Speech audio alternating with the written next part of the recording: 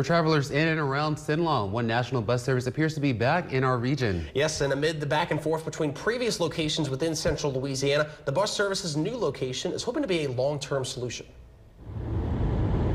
Greyhound bus services are reportedly back in Central Louisiana at a new location right outside of Alexandria. The new location is 5570 Old Boyce Road near the town of Boyce. The owner of the Rapide Station truck stop confirmed this new location is where travelers can be picked up and dropped off at.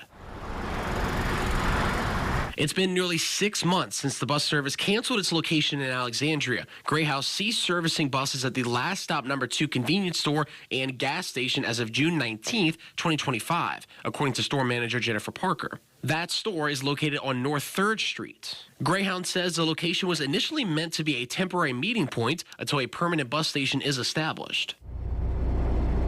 But questions remain on the safety of this new location and concerns of no main bus route from Alexandria to Boyce, as Greyhound hopes to remain in Cenla for years to come.